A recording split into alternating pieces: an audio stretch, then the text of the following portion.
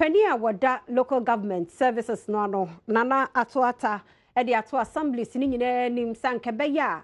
assemblies ahodo aye beto dwa so mo abo mo homodene ntie bia wadi kan na wato so mienu no ye na ya nya de saado ye nko wo mo ho na de nam so nti amenne abasobode akwaba wo so wo maye ade abo ama assembly na gina na so no ye nsua ye ne saa assembly no be kwanimu amomai ne nchechire do akwanim nana atoata ne Adom TV Kasee edi nkomoi.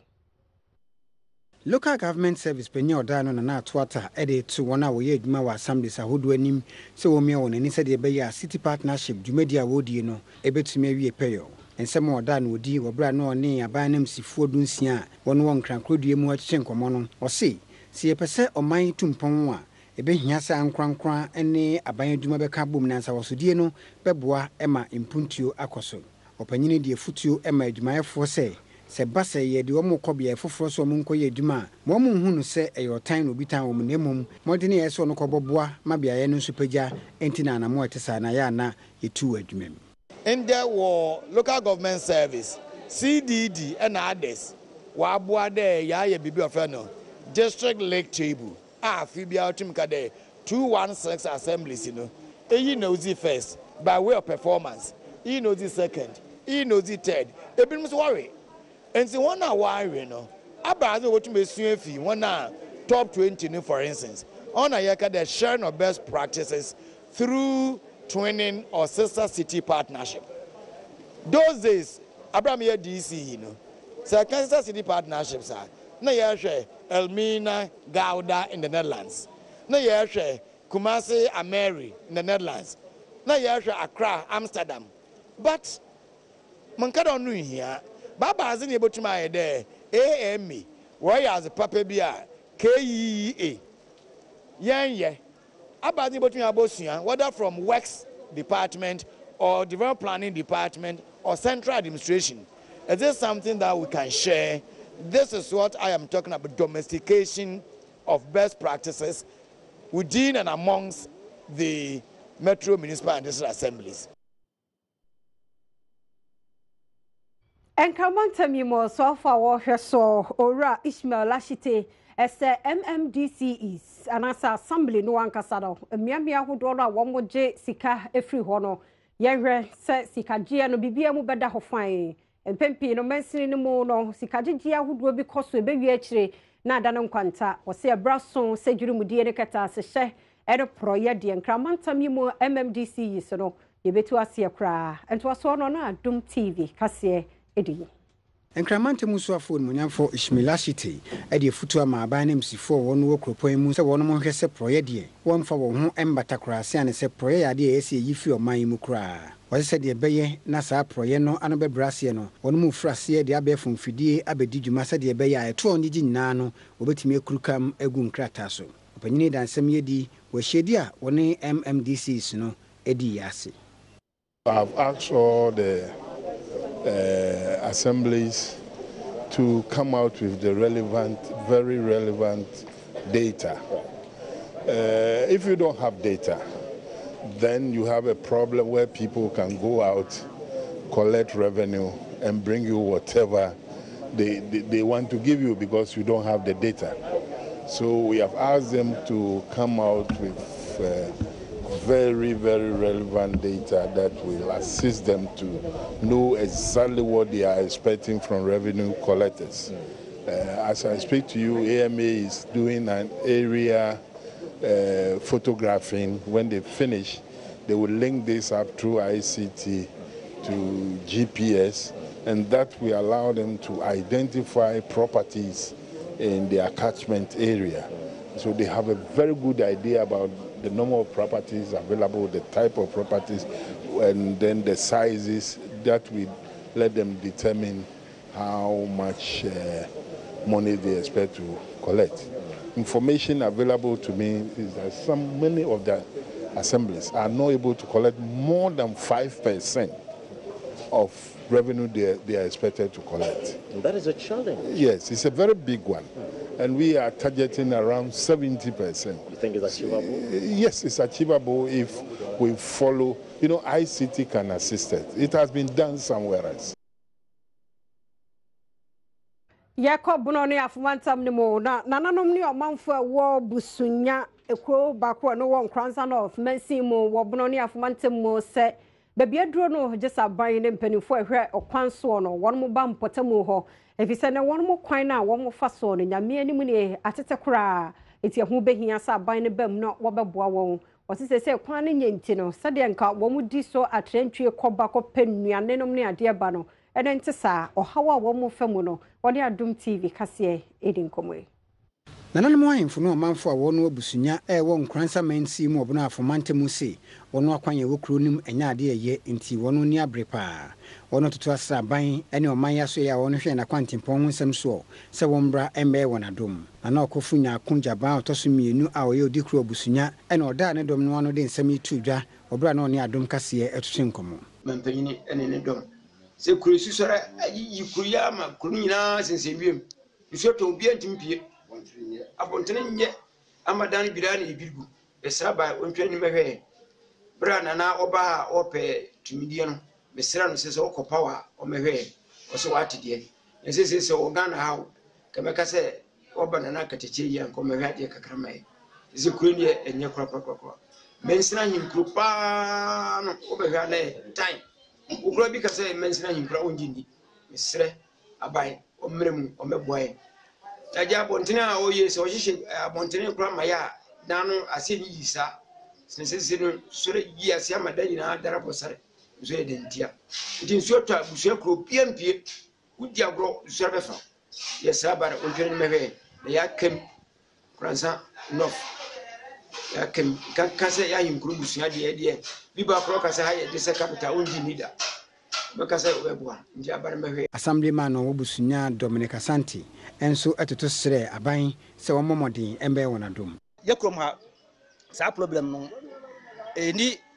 proper drainage system mikire gata ya bia yenyeye nti ana aya amrabro nti se sio twa na se wo kro no one side edin pass obekroso akobaabi enye we nko na incident esi be 6 months di sister back on the way abeba wa 35 years old woman also all cross sa susar no fa no a nya obi na otwa ma ohunu no yi na na on the way like say daytime sa na dwene dia nka susar do lokwe se kura ne sirmabu a e na ko wonche hospital up to now na dia de hihemu a yenya ntitiri no kura wiye nti ade se de ne se abare omba modern na mmeboye na sa gata na se drainage system a wobusunya ha no o meye maye sende be ya nsuo pa ebetim across par no afi one side ako other side nti sade a ye ni beba ye ho so na susara fa sebi kuro hafo nyina ade hye bia wono okro ni mu enso de bitu aso am se ohwe okro yi ene ya bont ni siti a edie ma we e ya de etasi okro mu pa wonye de di nkan a asi o me anadwuma pon store me kofi be na okro duru ho na de kobane da gata mu and na mo bu as a result of drains a enya adwuma e okro mu a mpanyfo no entimi interact say the curiosity no say asase no very sticky clay enti the moment so beto no babia wo bia no pade so da ho so one na babia wo ra so betra akofie dia bibia beto to okwan mu obi mante nyina to gata ba say omo no wo de nti no omo timi esore esan nante but eto mpanyfo no dia obi na anoye den enti dia ko so ko be sere mpanyfo city authorities aban MP any DC say yes no mo so mo de kan ni nyina ma contract o my drains ni bi e na omu je beto mo ye bi no mjae e say wi e contract ko ye wuro okro mu ha biem e be sere mo this year obai o mo no be contract no obi ya no ko mra na omu nye drains ni nya enye street na because erosion na free so ho ma no enye erosion kitu se boy fo hwe ama drains no ama ye okro mu ha na se so be ko so to ama ye panyimfo mu okro mu ha de a ene e fa se mapa ama okro mu ha bi me ko fori so ye panyim no se so na gyan mu na babia wo bia na se wo da ho the way what we so bet cross about the other side that the be able to say about me I be sharing question wo anopa visa World Vision Ghana any KJB district no akwo ho bom amenei one more the one what mu bi nkwadan kuma ya ye de one more ehye awade mu entam no ya de a ehadwene ye papa na World Vision ne KJB assembly no susu se ye de wo mu hyemu aware entam mu sa na kwan bi sokra no ntime mua emakuro no na nchechire ne nkanko no entimi enkwa ni mu woni awofo ne asukufo di enkomo no wura siedu maxo ya wo ye mansin mo kra chepani wo KJB wodi tudwa chiremu awofo no ya sudie se ye ne e betumi bia assembly no so ye bidie odi Adom TV etwaso ato odwa se nkoda wonu ye mma ye di wonu kwa awade o KJB mansin mu no akosoro papa na ye na ama mpanyinfo a wonu mansin ni mu hu kasa die ti asese wonu anhwe ntu hu anama e de ohaw ebebre wonu abanem sini o KJB mansin mu no nyamfo Asiedu Maxwell na oda ansem yedi obra na wodi dwuma sonko akai e bibire mu nkoda dapon na eyi esi ho a ye de ehye woni fa. Children are classified under the most vulnerable group of people in our society. Distinguished Chairman, teenage pregnancy with its ultimate effect, child early marriage, have taken very strong roots in our communities. For peanuts and most times in the form of food items, parents are ever willing to give their very young children into marriage. This is just not good for us as a people. Children married young are denied their rights and suffer abuse and violence. Their development gets stunted, and ultimately all of us suffer, as is clearly evident in most of our communities. Mami Salome Yeboa, our young contact cluster manager, my World Vision Ghana, and so Eddie Bitoso. Lack of education, some parents and school crop. As someone to me, the importance of education. To know some one mission. Any district assembly, Shraj, National Commission on Education and Safety, National Commission, NCC, Yanumun. And parents, no, at church and my one said, the Pacific every time the woman taking refuge, every other as a war mission. And I say, any jobs, send your baya, sir, I worry and thank the millionaire at you in the car. After during the time of education, what people said, so we are Colana, so we want to made the Ohabe. Assemblyman Ojade Mamfo won won Munyamfo Muhammad Aminu ene Adom Kasee mo no so kana famu dia wo ye dia fa ho. Early marriage no na nka ekoso wa hanom. Ekoso wa man amantoman. Enso nansanyina na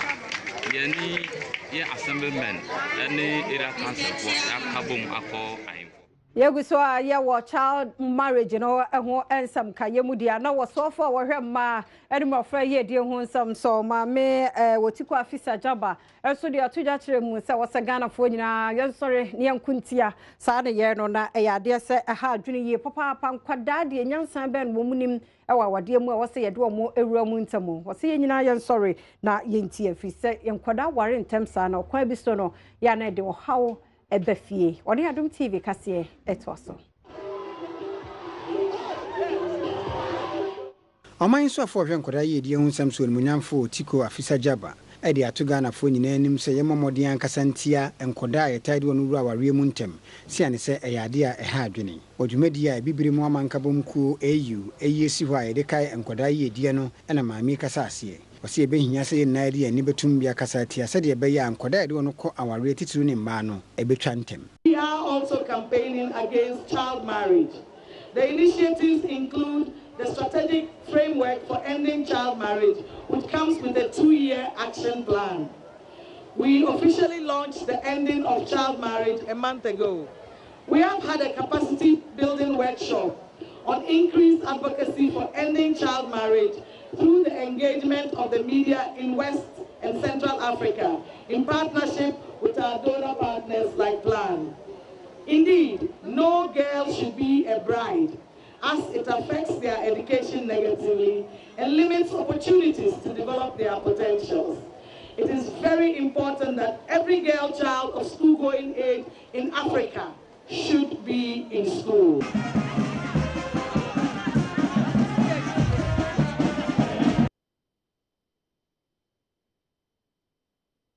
Yenya we so na yentwe ho fa boafo inkrato ye ba nsam no ne aka chire no ye betwaso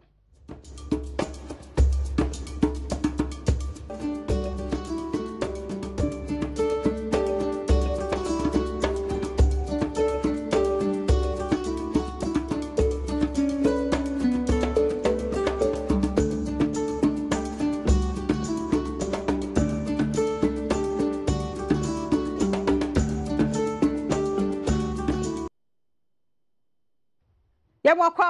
Adom TV, Premotobre Kasee no so adonko bitters, ene kakai bitters na boya chidom na Premotobre Kasee no baby a wo bia no nya ho kwan na wo hwe biem na yebeto so na yede ewram akọ eye ensam foforo mu edia mangwase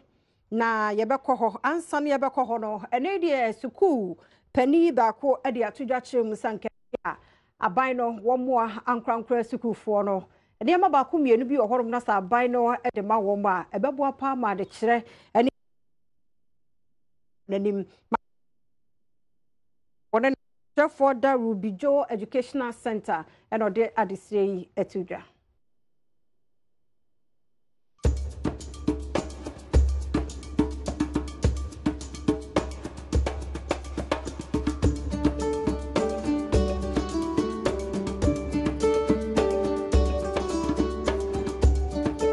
Empenyinfo ne da ankrankran suku so ahodo bia no toto asraban so ma nanim kọ ankrankran suku ho ewo man mu sia ne se onum so boaga na nkoda ema nwomesua ho nsem akoso wose wo hwe man mu a enye nkoda nyina ne kwa aban suku nti wono no ankrankran suku mu no semwa bi ho esa aban de boa wo mu a o ma ne mrantem adesodie yi proprietress a Oda Rubijo Educational Center no Mame Adina Brown and odi tudwa ngobra na wono ya amane e dia shefa amakinagatifo a wono suku ho a wonya afi. Most parents would like to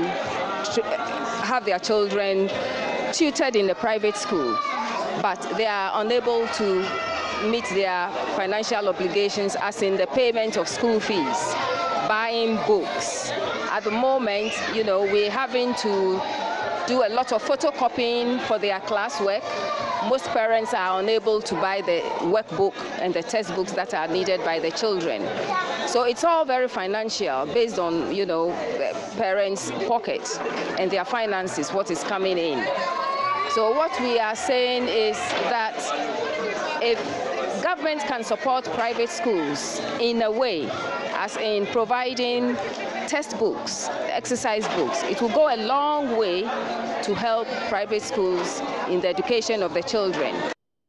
Uraye Linda Nati, I will not see obi a wabini ye wa nwomesua efa akonya ne so to sre aban ene awofo se wonhwe wonkoda ye die na wondi hu dwuma kane. To involve themselves in the development of their children. They shouldn't leave the burden of the education into the school setting alone. They should involve themselves. They should have time for their kids, know what the kids watch at home, know what they involve themselves in. They should interact with their children, communicate with them, and know how to develop their children. Because if they leave them alone, there's so much to happen that they don't know, unaware of. Yeah, so I'm pleading to most parents to get themselves involved in their children's education. Asking me if Ghana lack discipline. Ghana is not the country is not the burden of the environment of the school setting, but to parents too. The discipline that parents instill in the children and the one that instill in the school setting will help positively in the child's development. Yet also na ya ransom for more odum to ni abayu abako e de atodwa kire mo said de emesi keka kroda hu behia some manso ye pia yen e de ndu bosha asase no ho adina e de todwa kire mo ama bebre no a wonim die no na kase e be pia won mo eno ne Adom TV amane bone Sandra Akakpo aka menene wo ho edi nkomwe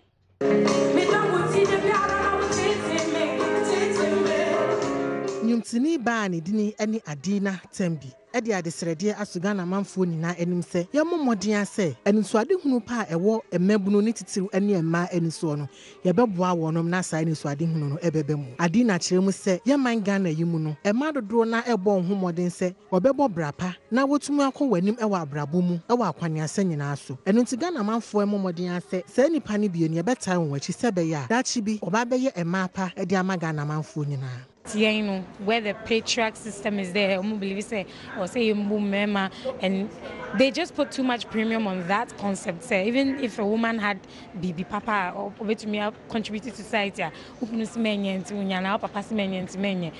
saying no, Yamia Doma, Yabayanim, Ama, we have Chief Justice, Mienu,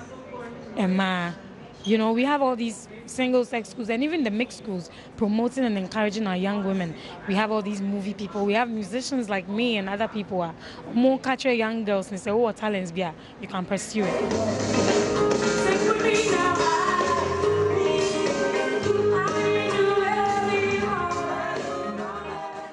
I some guy and so one also jump to a wire dear pa, one of the Ned or day to join and say, and a gun of one movie. Any addition be the one more pa, Quabana Co studio. Don't hurry Bemben who didn't watch a horror recording, could baby actually no bit and chamber be chugum, and more munyeska, to was San Cabaya Bino, one kuntia, one more D, one more brosano. Only Adom TV Kasee, it was so.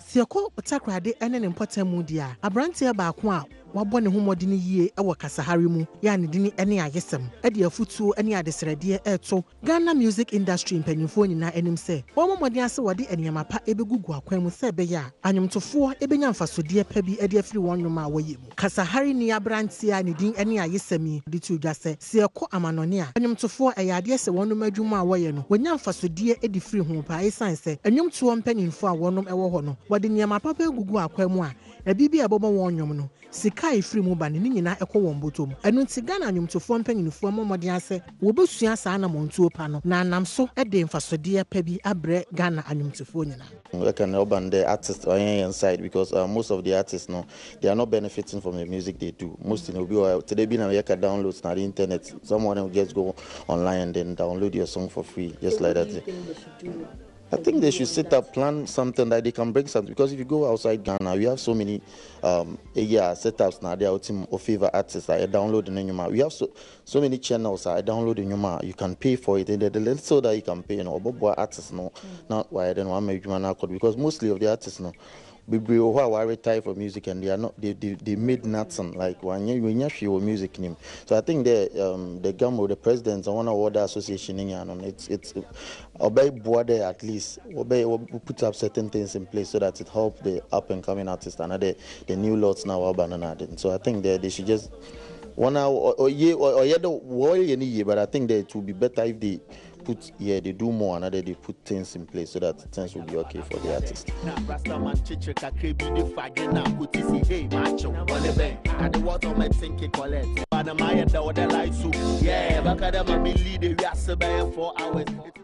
Join us so Premotobre Kasee wa Adom TV so na Hana Brema Kwan na ye de SC Midday Afia Mankwa Tamaklo.